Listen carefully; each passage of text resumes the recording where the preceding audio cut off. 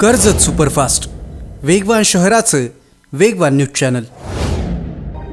जगप्रसिद्ध थंड हवेचं ठिकाण म्हणजे माथेरान। इथलं निसर्ग सौंदर्य प्रत्येकालाच भुरळ पाडतं।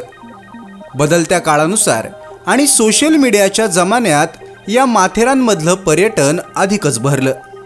माथेरानला जातानाच थोडं थांबून कैरी, बोरं, करवंद, जांभळं या रानमेव्याचा आस्वाद घ्यायचा म्हटला की प्रत्येक जण जुमापट्टीला थांबतो। आसपासच्या वाड्यांवरचे लोक हा रानमेवा विकून त्यांचा उदरनिर्वाह जुमापट्टीला करतात। जुमापट्टीला लागून आहे ती म्हणजे माणगाव वाडी। गेल्या कित्येक वर्षांपासून या वाडीला रस्ताच नव्हता। 15 वर्षापासून वाडीतले लोक माती आणि दगडांवरून प्रवास करत दिवस ढकलत होते। शाळेत येणाऱ्या जाणाऱ्या मुलांचे आणि वयोवृद्धांचे तर हालच होते।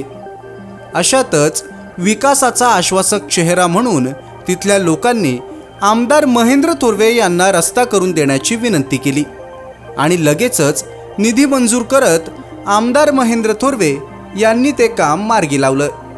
15 लाख निधीमधून या रस्त्याचं काँक्रिटीकरण झालं आणि लोकांनी आमदार महेंद्र थोरवे यांचं तोंड भरून कौतुक केलं। गेल्या 15 वर्षांचा वनवास आमदार महेंद्र थोरवे यांच्या विकासात्मक दृष्टीनं संपवला असं म्हणत लोकांनी आनंद व्यक्त केला।